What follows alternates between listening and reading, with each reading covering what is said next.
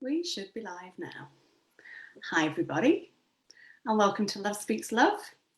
And my wonderful guest today is Dr. Jo Delaney. So, just bear with me a second or two. Did you want to say something there? I'm just going to share. No, it's just come up now. The meeting is now streaming live. Oh, there we are. It's popped up. Add to timeline. I'll do that. It's marvelous technology, I find myself. I know. There we are. Let's see if that's working. No.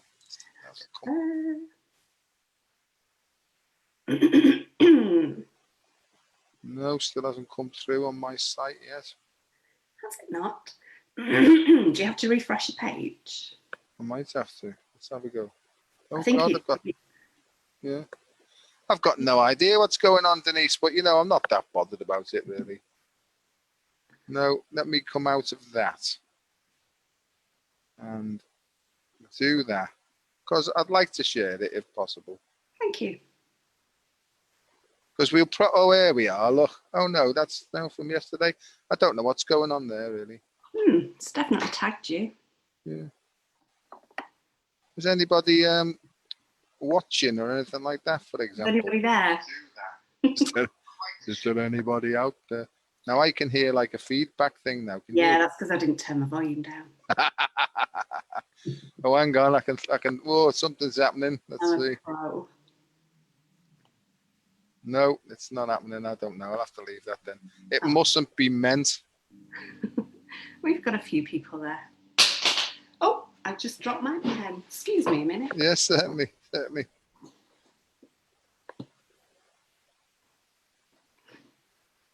No, I think I'm going to have to tag me in the post here. Let's have a go with that one there.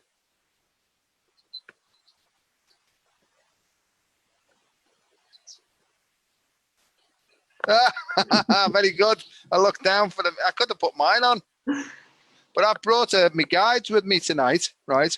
Brought me guide. Let's see if she's got any messages for us. Want some candy? That'll be nice. Happy Halloween. Right, that's enough now. Shut up. She's going. She's getting on my nerves. That one was Fishinine. Right, I'm all yours, old chap. Wonderful. Is my sound all right? I couldn't put my headphones on because I wasn't able to take my What's happened now is this is how it works. I can't hear you because I'm in a conservatory. The rain is torrential right at this moment. Hang on. Just bear with us a second. I'm going to put my headphones on. I didn't want to put them on before because I couldn't put the mask on. I couldn't take them off quickly enough, as well as my glasses. Can you hear me okay? Great. That's good. Hang on a second.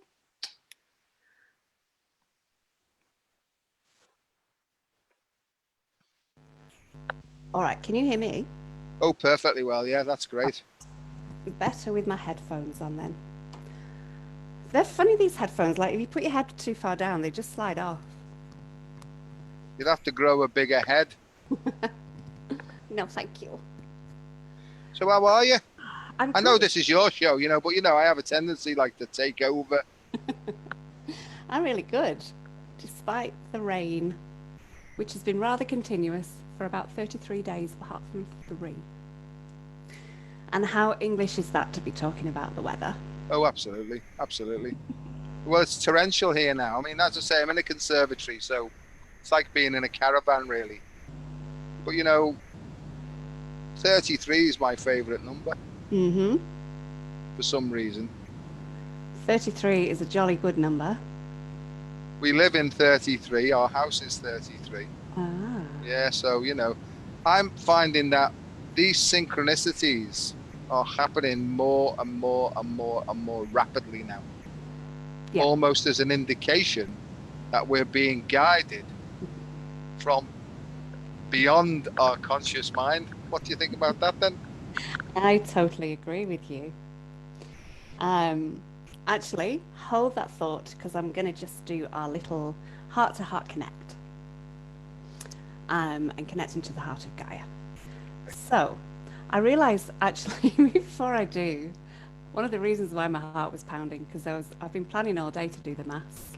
In fact, I've been planning it since you busted Shanine with yours the other day, and I was like, I wonder if he's going to bust me. And I thought, okay, I'm going to try and bust Joe. So I was working out how I could do it.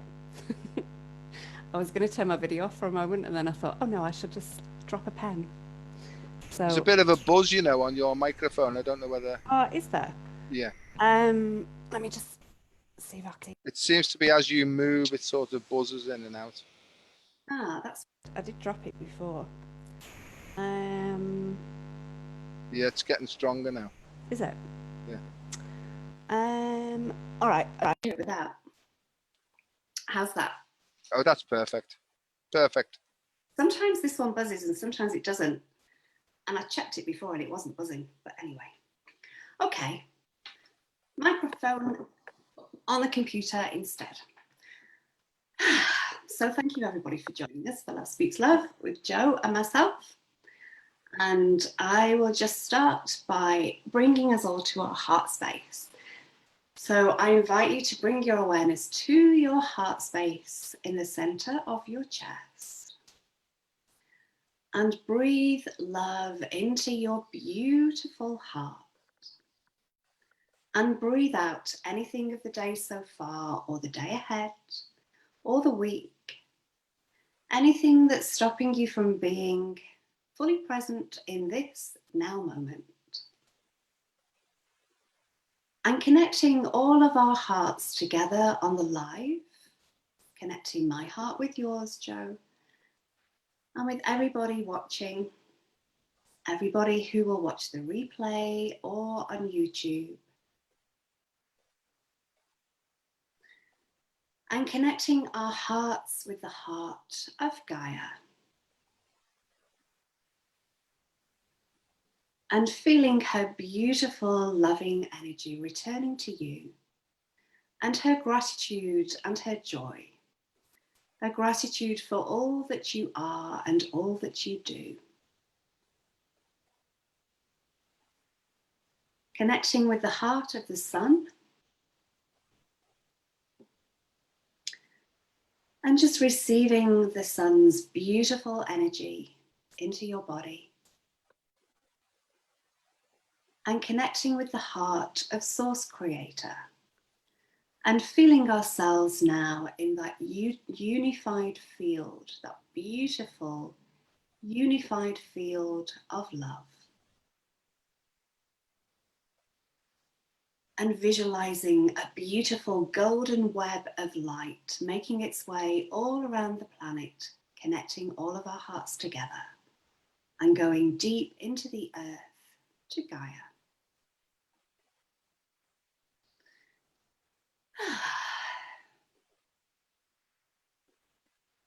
Your eyes are closed, just opening them whenever you're ready. Welcome back. That was very nice. You're good at this. Maybe I should do it for a living, eh? I can feel the mob with us. Yeah, I can, you know, when we connect with that, I can feel like, whoops, there they come. Whatever that means, Denise, you know, because I've got no idea what's going on most of the time, to be honest, you know. So for those that don't know you, and I know most people on the call will, but for anybody who is watching that doesn't, one of the things that I really love about you is there's many. I love the fact that you're bridging two worlds. So you've got a medical background and you're still within that field, and yet you're very strongly, would you say, spiritual. You kind of don't just look at the body in terms of the biomedical model of the body. And we kind of share that really because my background is nursing. And you're very honest about who you are. and you don't hold back. And you have a big place in my heart, Joe. So I'm really glad that you're here on the show, and I hope we will do it again sometime. maybe that might take 6 months, but here we are. So I'm made up, and thank you for inviting me. And yeah, I'm not a medical doctor. I've got a PhD in medicine, but right.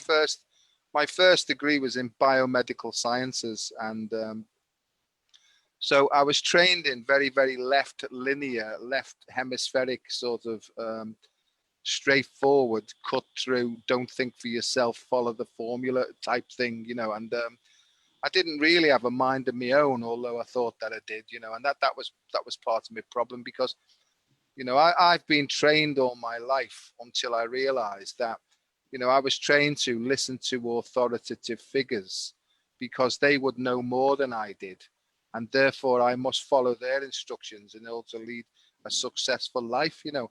And I tried since I was a child, you know, to follow authoritative figures and adults and people who I, you know, respected.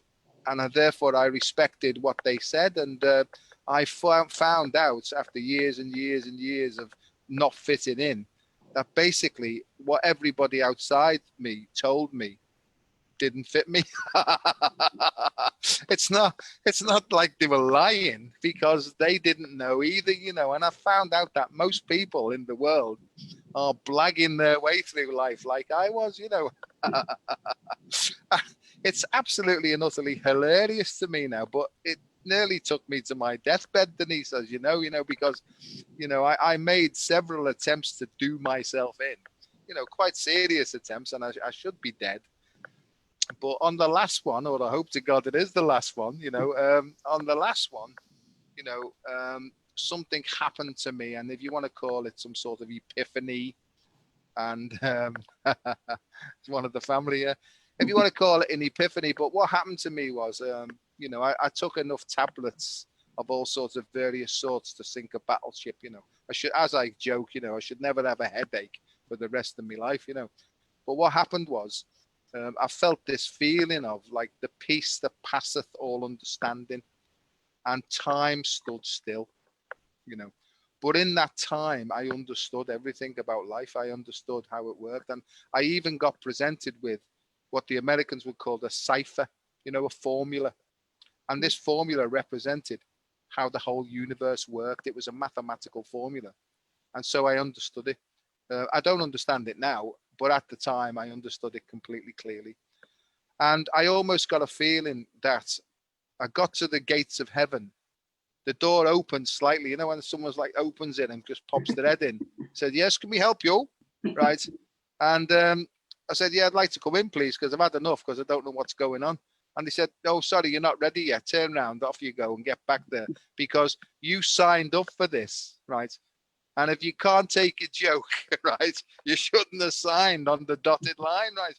And basically what happened to me was I was kicked up the bottom by some invisible force to say, "Look, son, we will guide you through this process now, because you did sign up for this. You know, you are a teacher of this, and you will help people by sharing honestly your experience, your strength, and your hope with other people, yeah, about the journey that you've been on till now, and also the recovery that you'll make as well." And that's what happened to me, Denise. And I've learned a lot. I only feel like every day I'm scratching the surface of this thing, you know, because quite truly, from one moment to the next, I've got no idea what's going on. And yet, on the other hand, I know everything that's going on at the same time. Does that make some sort of sense? It absolutely does make a lot of sense. And yeah, really, really interesting where we can get so low, how we can pull ourselves back. And obviously it took a few attempts for you. But yeah, look at you now, and look at all that you're giving back to the world. And I think a lot of people really do, you know, you've shared your experiences, and you're a real inspiration. And I think a lot of people get to the brink, you know, and that there's a lot of, I think at the moment, everyone's being pushed so hard as well at the moment, that now is really the time, even more than ever, that people need the, they need to know that they can be okay. So hearing stories like yours, which was a full-on, it was a full-on life that you had up until that point, and to hear your experiences is really, really, it's so empowering for people, and to see who you are now. See, I'm okay with me, you know. I got today is I'm all right, Jack, you know, and that's a phrase that people use to sort of cast aspersions on your character and call you a selfish person, don't they? Oh, I'm all right, Jack. It's all right for you, you know. But I got that today. I'm all right, Jack. And I am all right, Jack. I'm okay with me in myself, the way I'm carrying on with my life. And you know me. I like to take the piss out of people, you know, but in a light-hearted way. And it's never, ever, ever, ever meant to cause offense, right? But sometimes I throw things up on Facebook, right, that are just short, sharp things that come to me, and I put it up. And most of the people who commented, they comment with a smiley face and they, oh, what's he up to again? Because they know me. But people who don't know me, right, take it out of context, right? And then they start to fire all sorts of arrows at me, thinking I'm having a go at them. And Denise, you know me. I'm not having a go at anybody. I'm trying to lighten the load, right? And let a bit of light in, you know, so it cracks them up a bit. So maybe a bit of light can get in and bring some lightheartedness, because it's so miserable in the world now. Not for me, it's not. I don't feel miserable. I feel quite lighthearted on the inside. I do, however, know that I've got a serious message to carry, you know, and one of them is, you know, if you're feeling emotionally disturbed, it's not the divine part of you. And if it isn't the divine part of you, it must be the other part of you. Well, what's that other part of you called, Joe? It's called the ego. Oh, no, it's not. I'm completely selfish. I haven't got one of those. I've let go of my ego. Well, if you're feeling disturbed and you're resentful and you're angry and you're bitter and you're afraid and everything else, it's not the divine part of you, right? So that's where I am, because how do I know, Denise? Because I've gone through all that. It was my egocentricity that was killing me, but telling me all the lies, right? And I was born a supremely sensitive, emotionally sensitive individual, like most of us who are listening to this, right? And because of my emotional sensitivity, I controlled to the best of my ability my external environment, because I couldn't stand all the sensitivity. So I tried to control everybody, people, places, things. I tried to control them so that I didn't feel sensitive all the time, you know. And I know now that the way to get over that through my experience and listening to other people is to become tolerant of my own sensitivity. And how do you do that? By opening your heart more and more, because I didn't know that my heart was so closed down. Right. And I know that now, that if I'm feeling sensitive, I've got to open up and become more vulnerable and accept it. Right. And Denise, you know the score. It's bloody hard to do, but it's really simple, because it's the hanging on to stuff that kills us, but the letting go gives us release straight away. I'm like the Pope today, aren't I? In nomine Patris et Filio. I don't mean to upset anybody. This is me joking. In nomine Patris et Filio et Spiritu Sancti. Bless you. Oh, bless you. Over to you. No, I definitely hear what you're saying. And I think for me, when I was nursing, I closed my heart off quite early on. And you're kind of taught as a nurse that you can't really express your emotions, or you can't be seen to have emotions quite often. And I don't think it's as bad these days as it was, but there are situations where really just not appropriate to be showing your emotions. You know, if you're trying to be with some relatives, for example, you're having to take the role of the strong one in that situation. You're having to like hold the space for everybody, and you can't be falling apart at that time because you need to be the one that's there for everybody else. And I think they are much better these days at taking the time out as well to afterwards to be able to express to people how they felt. But you know, when I started nursing, that really didn't happen. And I remember very early on my first ward, when a patient that I'd been looking after the whole week, we knew he was going to die. And I went in and said goodbye to him, and he was in and out of consciousness, and just at that time he wasn't conscious. So I said goodbye anyway, and I left the ward. And his sister followed me and kind of caught me on the stairs and said, "Oh, I just want you to know that he waved goodbye to you." And I was broken. You know, I remember crying all the way back to my room. And just over time, without you even knowing that you're doing it, you kind of close off, because to be faced with that level of pain day in, day out, you kind of, in some ways you have to, or you have to know about it and know to release it afterwards. And I didn't. So what I did as a nurse really was take on people's pain. You know, when you're feeling for someone, when you're looking after them, you're kind of absorbing a lot of the energy around, and also within the hospital environment as well.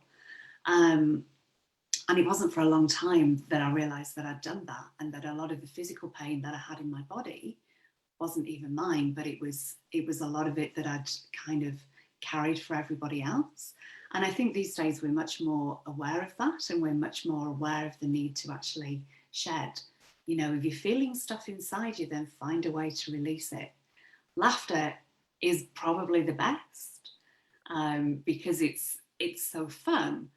But when you've laughed a real, you know, those deep guffaws, your body's really tired afterwards. And that's why, because there's been this huge release of energy. You know, stamping your feet, having a tantrum like a child, which we're taught not to do, but is really such an amazing way to get stuff out. And these days, what I often do is light language activations, and sometimes they come through quite fiercely. And it's almost like the emotion that's behind it is some of the force to bring it through. Because there's different kinds of activations, and some of them they're quite fierce that come through. And especially I feel if it's a new frequency of energy that needs to really, you know, get into Gaia, that sometimes the feet stamping and all the rest of it is really helpful for that. Over to you. Yeah, I agree. Where I'm up to now is I'm virtually unshockable now.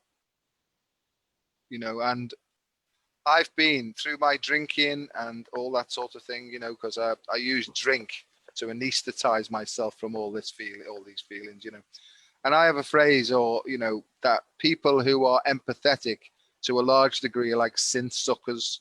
We take on the negative energy, if you like, of other people and their feelings. Yeah. But empathetic people sometimes don't know how to release it, you know.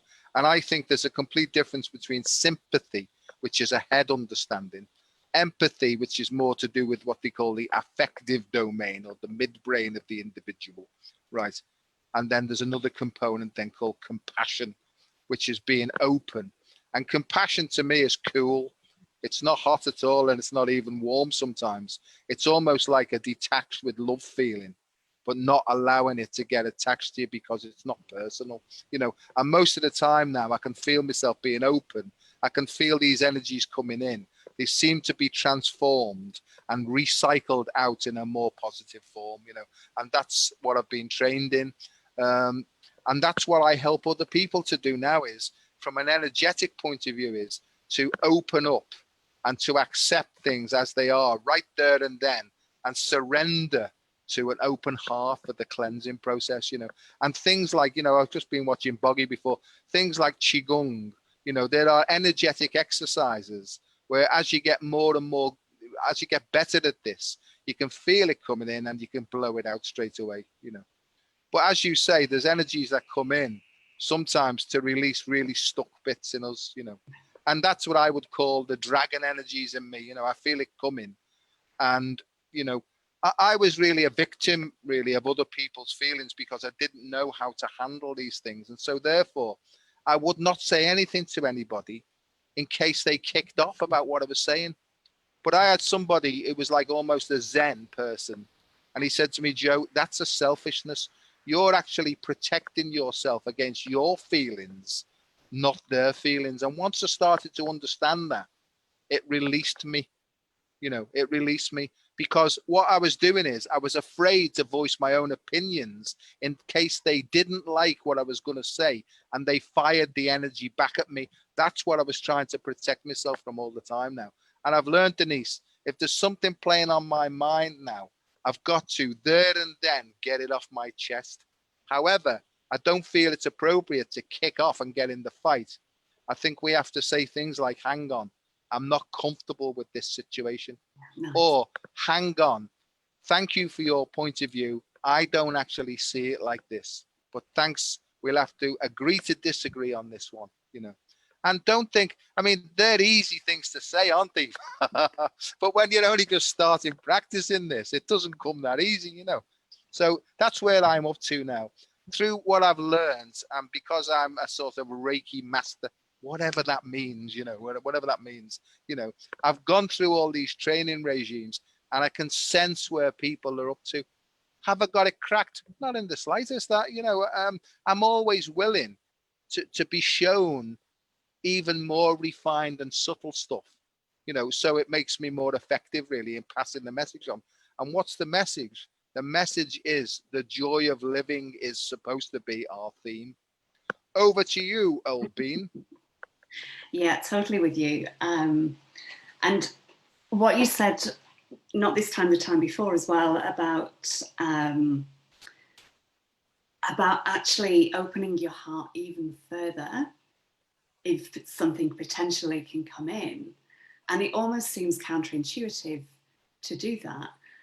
But as well as that, when your aura is full of love, it doesn't really have anything to attach to. Making yourself more open actually just helps it to pass through. Unless, and you alluded to this, that if it's a particular emotion, and we can ask our body, is this mine or is it the collective? And I often muscle test my body, ask it questions.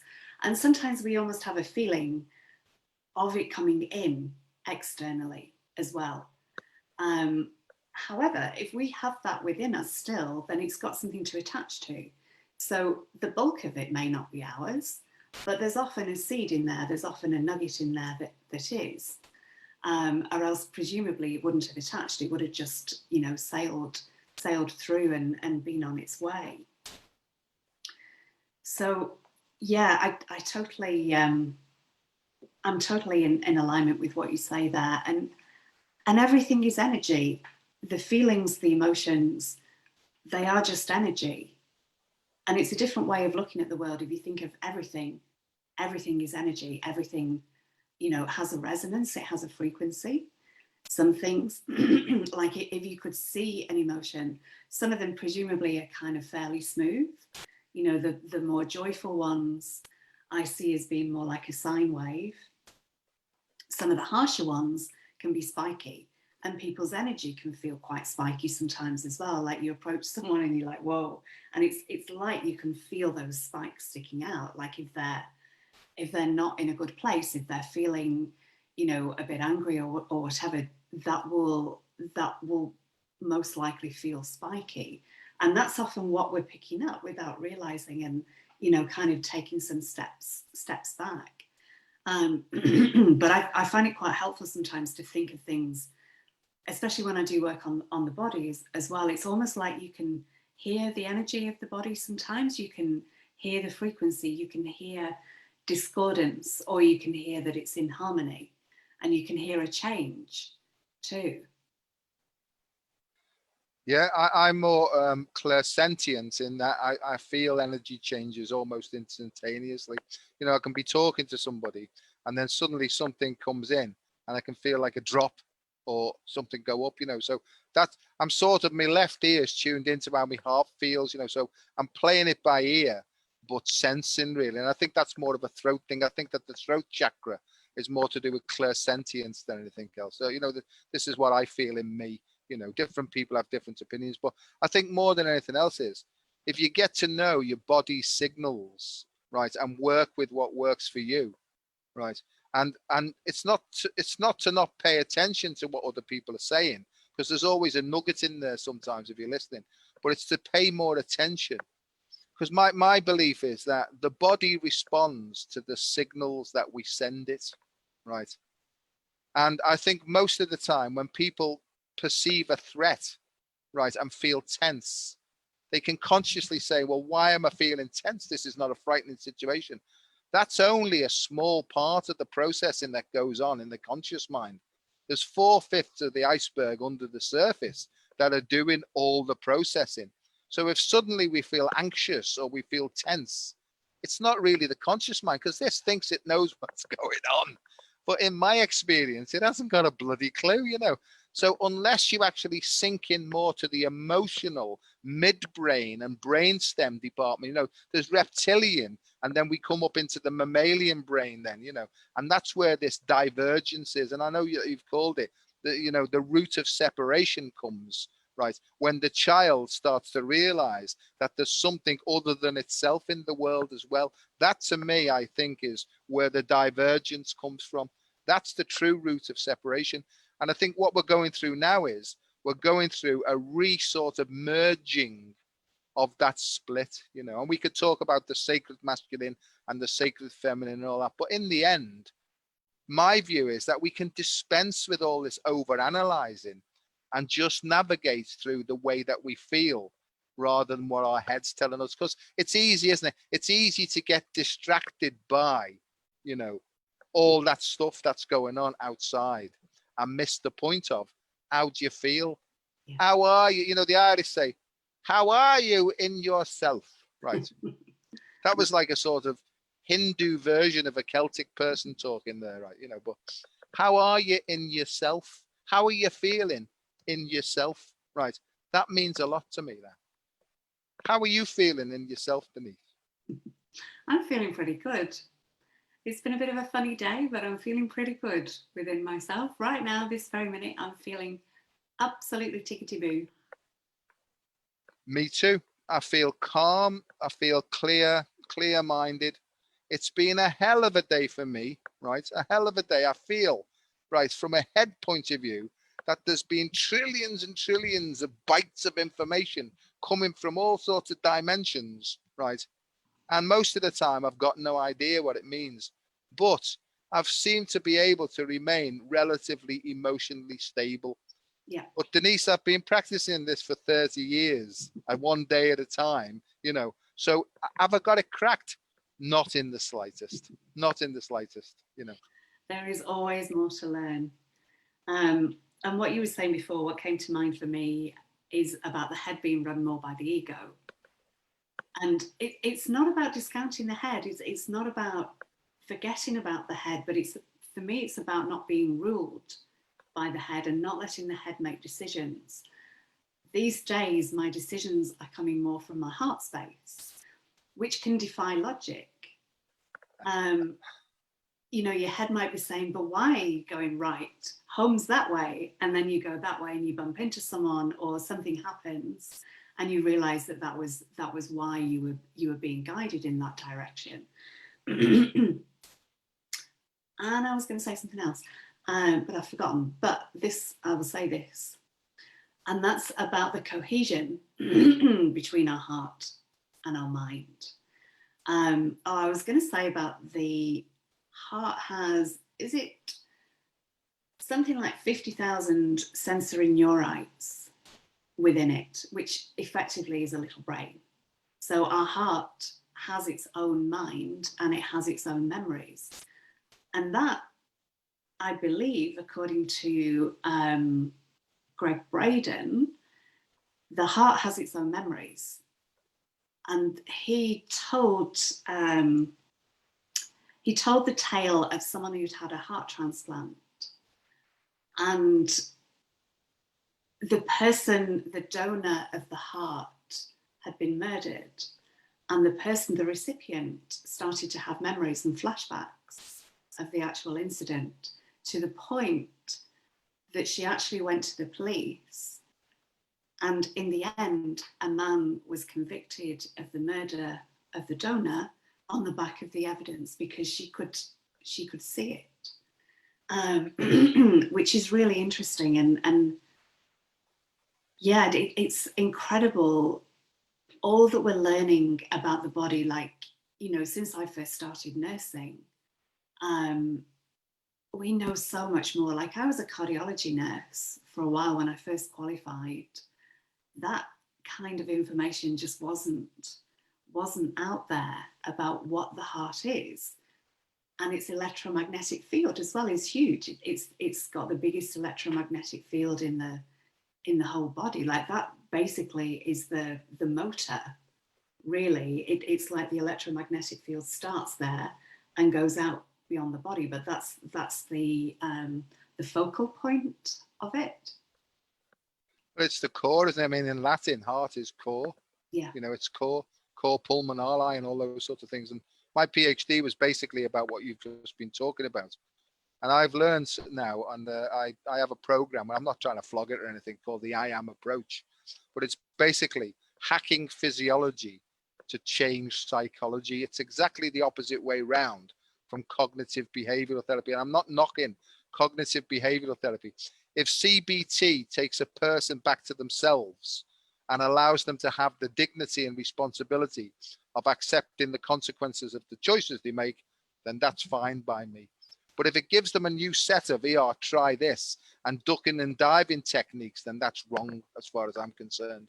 You know, if it gives them a new set of coping skills to practice that don't resonate with them, and they're practicing it, it's wrong in my view, you know. And, you know, I'm not trying to cause trouble, but my belief is that there are certain breathing techniques and emotional states whereby you can change the way your heart works to change the way that your head works to make better choices in life. And I think it really is that simple, but it's got to come from here, because as you know, the mind is a dreadful master, but it's a fantastic servant once the heart starts to open up. So the heart becomes the master, because that's the master vibration.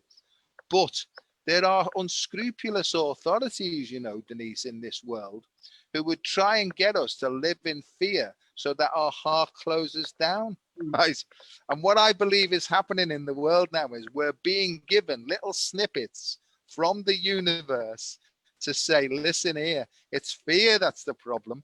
You know, if you tune in here, I will show you how to become fearless, right? Mm-hmm. I will show you how to regain all the power that you've given away and regain your own sovereignty, right?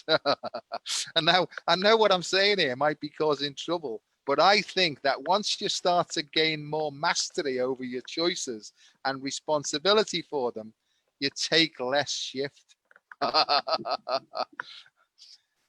And the word courage comes from cœur, which is the French and I assume Latin name for the heart. Yeah. So courage is really about being in your heart space. And often when I first started like intending to be in my heart space, so for me, I'm either in my heart space, or if I'm fearful, I've slipped down to solar plexus. That's where I feel it, that I've gone into my ego space, which to me feels more solar plexus. And then I can like breathe into my heart and feel my energy lift back up to my heart space. And what you were saying at the beginning as well is more about speaking from the heart. You know, even if it's a fairly hard truth that we want to express, if we speak it from our heart, it's a softer landing. And I think, you know, we can choose our words as well. We don't, if we're not in a reactive space, if we're more responding. So if we maybe take 5 minutes and just calm ourselves down and just take ourselves away for a little bit, release whatever it is, rather than release it at the person that we feel has caused this, and then come back to our hearts and speak from there. So that's bringing the energy up to our throats. And the higher heart, the thymus energy center, to me is really key in that's what that's about. It's about speaking our truth, or whatever kind of communication, but from our hearts. And, you know, making decisions, everything. It's all about, to me, the most important thing is living from our hearts, that everything comes from your heart. Yeah, and it's very important, in my view, what you've just mentioned about the thymus, because the thymus really is the root of the immune system, especially the T cells or the T lymphocytes. You know, they're the memory cells. They're really the sort of intelligence surveillance system of the body. And if we close our throat down and then we go back into our solar plexus, we actually reduce, you know, through cortisol increases and stuff, we reduce the effectiveness of the thymus system, you know. So that's very important. And sometimes people do this, you know, they do a tapping on the heart, right, in order to once again, you know, do EFT. They tap this heart space here and keep their throats open in order to express the higher heart, the intuition and stuff, you know. Because I think that when humans grow, we grow through instinct first, and then intellect moves in then at the human level. And then if we get it right and we ascend then into the higher heart, intuition comes in. And then finally, before we snuff it and we've got all the lessons, you know, we self-actualize and we live in inspiration. And that's, our life is just inspirational then. I don't mean inspirational outside, but the inspiration comes in to guide us into what's called choiceless awareness. That was no question on how we work. It just comes automatically. So then all that conflict between the left and the right hemispheres is dissipated and gone because we've unified at the crown.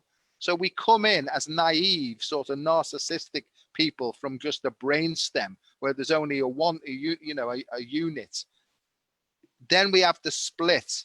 Then we have to go through all sorts of different dimensions then of understanding before we come to the crown, and then we merge again with the divine to pop off and do it all again in another sphere or dimension or something like that. This is good, this, isn't it? Well, I think that we're quite good at doing this. Now, you mentioned the immune system. So to me, the body is changing. The body is changing in all ways. And the function of the immune system is defense. So as we move into unity, I'm curious, and I'm not asking for answers here because I don't know, but I'm curious as to how, for example, the white cells might change in the body. My feeling is that they're gonna change function, and that I can't remember who I was speaking to about this the other day. That even the hormones in the body may take on different roles as they kind of ascend.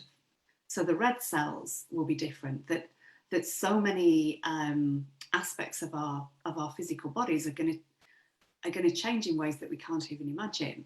Our sensory system is changing already. We're kind of, it's almost like the hearing, like the clairaudience and the clairsentience, the claircognisance and the clairvoyance are merging together. They're less, to me, they're less separate now. It's like they've come together a lot. And interesting what you said before, I kind of feel clairsentience, for me, it feels a bit more solar plexus, and my clairaudience feels a bit more throat to me. And claircognizance to me kind of drops in as a thought. So it feels like that's crown. And then maybe clairsentience is the heart, thinking about it. And clairvoyance is the third eye. But we only have a fraction of the senses online that we're going to have in the future. And I can't even, you can't even imagine at this stage how else we'll be able to sense with our bodies. But that feeling of knowing, and you mentioned before about feeling feeling, say, the energy of a room and feeling it change. And I was trying to think, like, how do I feel that? And I get a lot of sensations on my skin, like a lot of my clairsentience is on my skin. When I do sessions, my hands are my eyes. I feel everything really through my hands. But I'll get sensations in different parts of my body, inside as well. But a lot of it is kind of on the skin. But I'll know, like, my claircognizance has always been strong.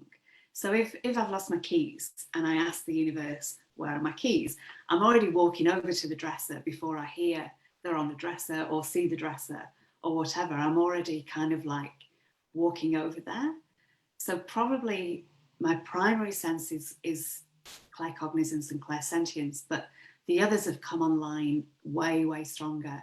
And it's almost like when I started this, I would ask questions, but then it was like I put earmuffs on and didn't actually want to hear the answers for whatever reason. But that has really got a lot stronger. And for me, my spiritual ear feels like it's my right one. So I would kind of, Archangel Michael, if I was working with him and hearing him, it would kind of come from behind my right ear. Whereas now, it's just from all over. I can't differentiate where a sound, where a voice is coming from. It's all around. And claircognizance for me was quite hard to trust because it's a thought. And it's like, well, how do I know if that's not just my thought? But why have that thought as opposed to another thought? But that's how I feel claircognizance. It does feel like it drops in from my crown, like it's got that kind of action to it. No, I understand exactly what you mean. I've had clairaudience, you know. When I was young, I used to get it a lot, you know, and there was a point where I was diagnosed as schizophrenic because I was hearing voices and clearly seeing things. I used to have a black rat, right, that used to sit on me, especially when I was going through the DTs, but nobody could tell me that it wasn't real because it used to look at me with those piercing red eyes. There was a pressure. It used to terrify me, absolutely terrify me, you know. So I was obviously in drink and the DTs coming into the elemental realm. So that facility is in me. And sometimes I do clearly see stuff outside of myself that it isn't really outside of myself. And I hear things that are voices that seem outside of myself. But I know, like you, it's all going on within my own sphere, you know, because I'm sort of encapsulated now in all these abilities. I feel like, right, that there's nothing extraterrestrial coming, right, into me anymore. I feel like there's a great big thing that all this stuff is within this great big bubble that is Joe on planet Earth, you know. And I have an archangel that's been with me since I was a child. And it's not the normal ones. It's Sandalphon, which is the twin of Metatron, actually.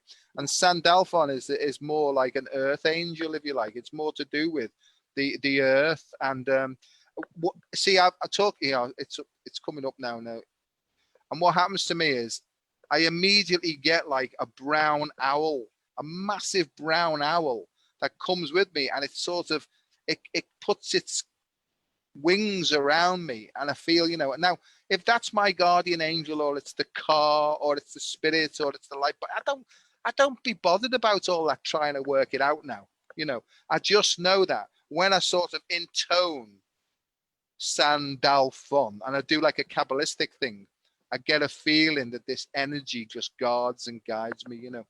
But also I do have a Metatronic thing as well, right, which is much more powerful. Now, when I say, here it comes again now, the Metatron one is like Batman to me, a real big black dragon thing to me, you know. And I know some people see Metatron as like a white angel and all that sort of thing. I don't have that, Denise, you know. And it doesn't really matter what the image is or the thing it is. I know what the energies feel like, and I know when they're in. And it's almost like there's 12 dimensions. I believe this wholeheartedly, that the heart is the center. It's the 13th aspect, right? And I think that there are 12 disciples or disciplines or abilities or potentials around that heart. And I think what's happened is, in most people, before they wake up, or whatever you want to call that, the disciples are having, they're always in conflict with one another and they can't come to a decision. But when the heart comes back online and the master vibration comes through, it says, hey, you lots, right, we've got a job to do here. Peter, go off and do that. Mary, sort that out because you're good at that. And I honestly believe that those 12 individual potentials are connected to the 12 cranial nerves. But I think that the 12 cranial nerves are attached to the 12 meridians. And I think the 12 meridians are attached universally then, right, to the 12 tribes. So not only are we going into, am I going on too much here? Right. Okay. But what I'm saying is, so there's a physical sort of link, and then we move into the more astral and etheric planes. And I think that then we link to the planets then, and then we link more and more and more. So the 12 becomes important, so the individual then links to the tribe. So now we've got group consciousness all working together for the same purpose now. And what's the purpose is realignments and back to coherence and back to peace and back to harmony and blah, de, blah, de, blah.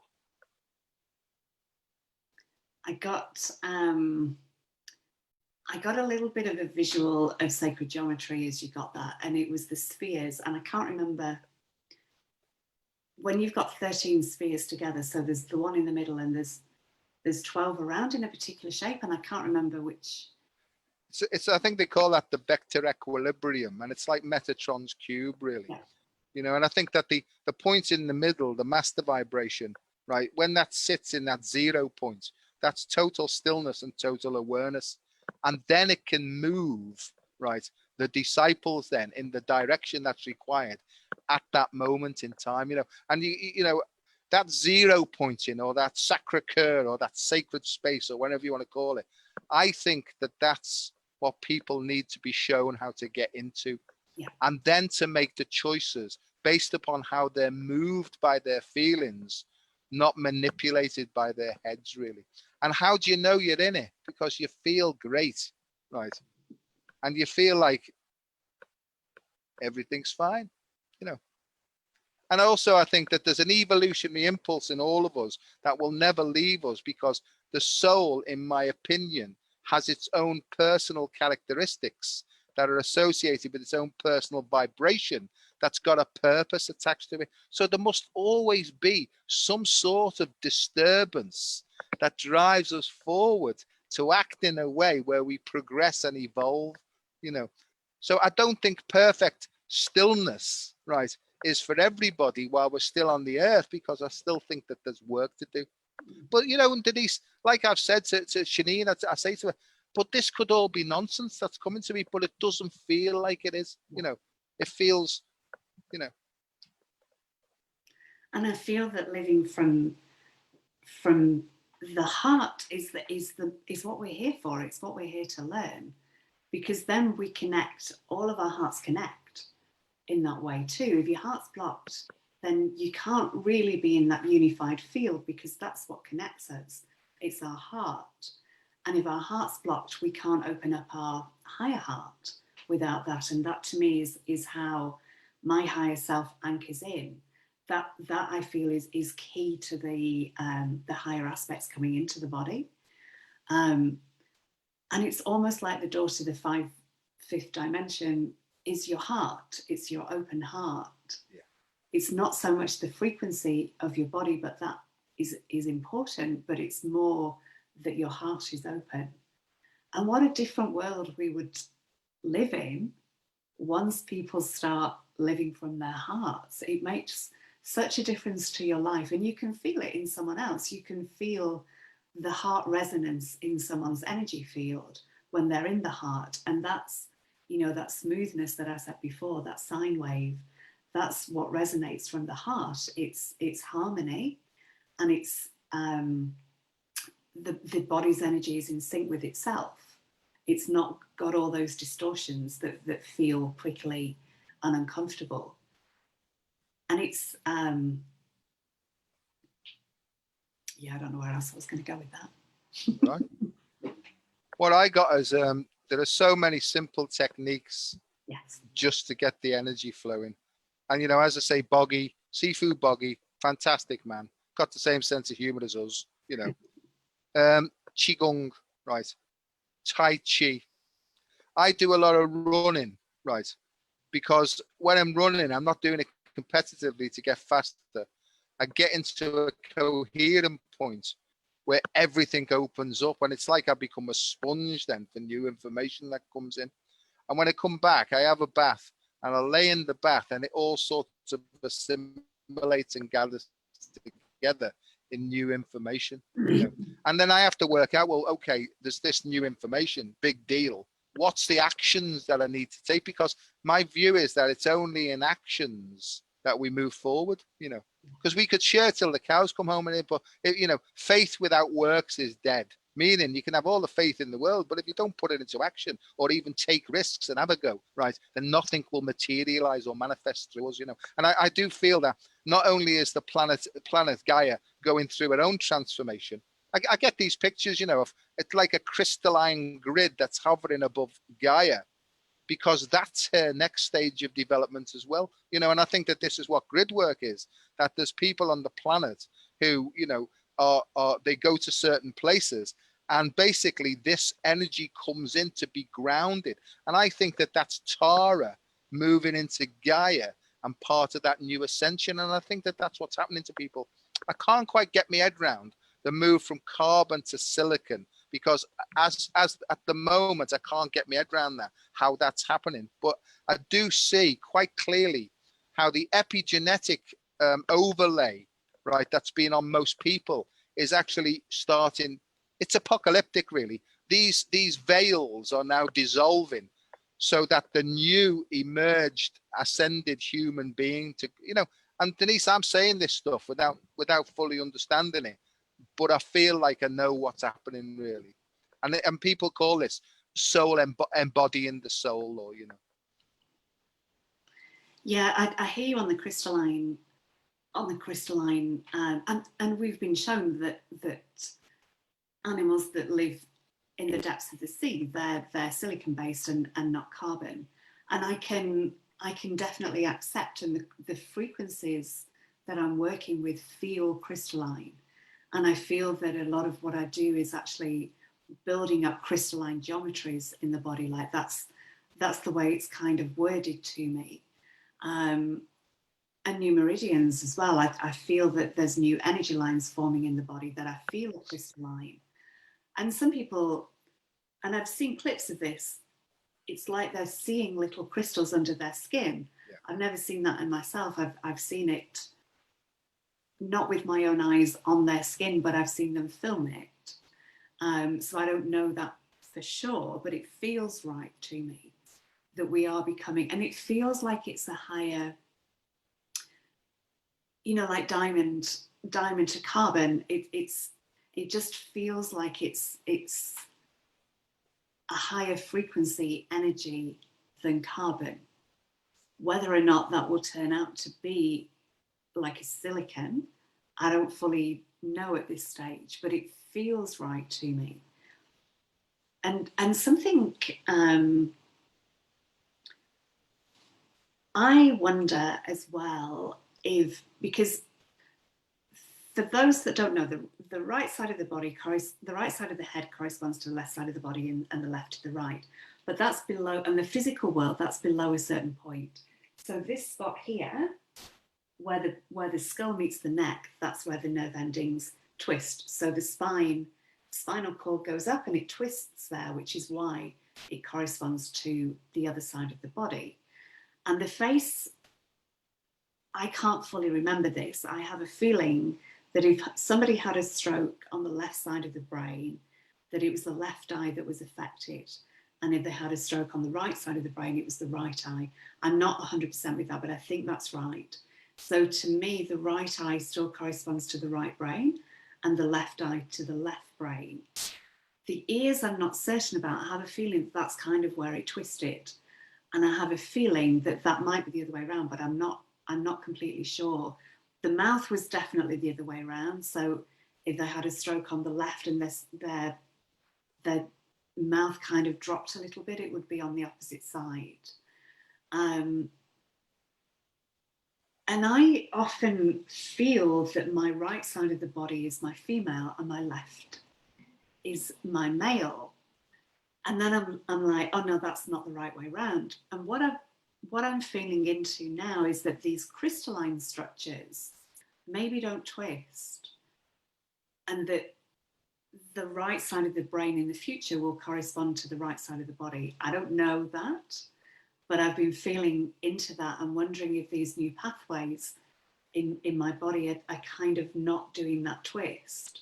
But I don't know. But that's where I've been going with that sometimes. Oh, that's very interesting. I can't remember either where the twist comes, and I can't remember, but these cranial nerves seem important, because I think genetic expression, we have a genotype and a phenotype, and the phenotype is how the genes express themselves, and I think that we're being completely and utterly, it's being removed from us so that we all go back to our original soul's template without any obstruction. And what are the obstructions? The obstructions are perceptual filters, right, that we've put in place either through fear or pride. So there's only two things. There's fear and arrogance, and I think that once you can drop the arrogance and say, look, I'm not really sure, and be totally honest, I don't know. I think what starts to happen is more energy flows in because you've had the courage to be humble enough to say, I'm not sure. Denise, that wasn't me. I'd blag any answer and make anything up so that I could, because I was like, my sponsor said to me, have you heard the expression, know all, knows foot? Oh, I can't say that. No, he called me a knowledgeable idiot, right? And I understand now because I had masses of biomedical information that was blocking me off from what I really needed to see. And there's a Native American Indian expression that often intellect thwarts intuition. And that means our intellectual pride, I know, can block us from the true intelligence. And I honestly believe there's a total difference between intellectuality and true intelligence. And I think, and I've said this many times, we sometimes need to metaphorically decapitate ourselves, because this is where the brain is and all the memory, and throw it away and start working from the feeling and the inspirations that come from here, and that's where I'm sort of up to with stuff, I'm trying to develop a field called chromatooptogenetics. And I know it's a posh thing because I like words, because people say to me, what is it that you really do? And I say, well, I'm a consultant in psychoneuroendocrino-immunohematology, right? And then they go, oh, just shut it. What do you do? And I said, I've got no idea. I just mess around most of the time. But the point is, chromatooptogenetics, the chromatic scale, it's a play on words. The chromatic scale is not only a visual scale, chromatic meaning color, but it's also the 12 notes on the piano as well, And so my thing is that in the future, medicine will employ both sound and light, right, in order to basically cleanse the soul of this sort of outside husk that's containing it and stopping it from expressing itself, Now, how is that going to work? Denise, I've got no idea. I'm just being fed with the information, right, as I'm sort of ready to understand it, So there we are. That's where I'm up to. I feel okay in myself. I feel with all the things that are going on and information that's coming in, I feel like I'm right in the middle of the right path, although there's no path, that pathless path. I just want to, before we close, I just want to, Andy Hanna made the point, I think the brain is melding together and it will be one and no longer left and right.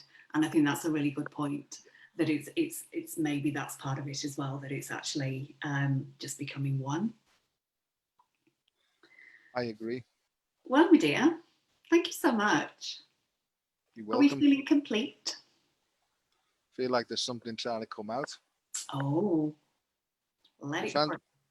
You fancy that? Okay.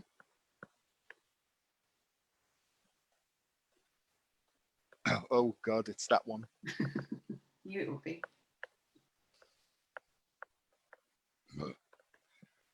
Malak no holab mas nukeneja, Olenia Kunobalasanyo, Hollandia Kotnahatsuts, Kalonia Kuamazo, Yolala yo, Kalanyo Sanegolamaya, Yiniko, Haladja, Solamaya Konadia, Satnahot, Han Hot Nikotoshnai, Halon Yokoponis Sandika, Holomulu Zalewama, Bomajo. Kanon yo ham snut akon malot salon yamola katan satetje da koknat Holland za kona hola snoje ho Hoian e haran kia hono korin ai borin kia ast at on ora in ipran kia doi ist id ein ai oin okun ai. Hol aran kia no it in iakost.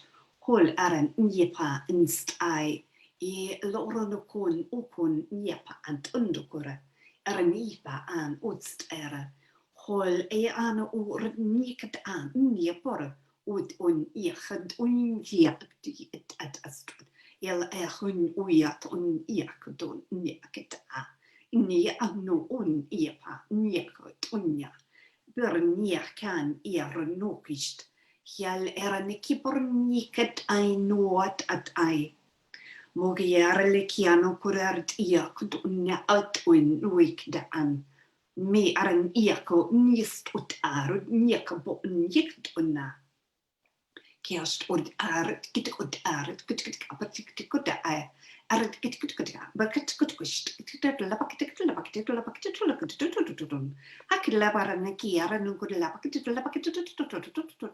hur nakiara nakito toton rele hur nakit bar git niaka ust ni at od bar niaka as at aroch niakt ut ist nieko utoi nieka parnaka ast ut ian kutikika at ut geta kutikika.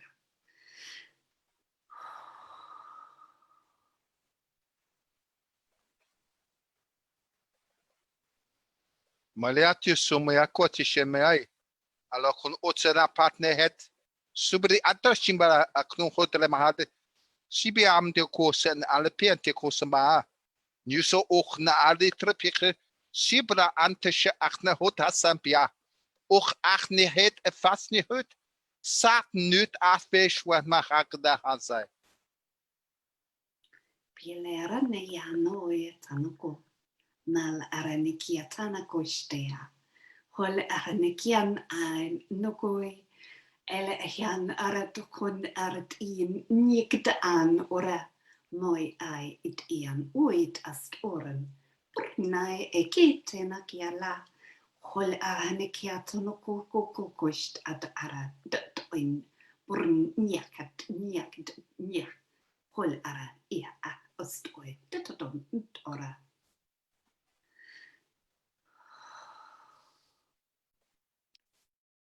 Thank you, Denise. That was lovely. I had a feeling that your second one was something along the lines of a Pleiadian, a Syrian, and an Andromedan all went into a bar. I had a feeling that they were telling a joke through you. Well, I have at the moment there's a blue thing going on. There's a blue Arcturian thing going on, and this is, and I could be wrong, but this is my understanding of it, And I think I get guided a lot by the Lyrans, I feel that.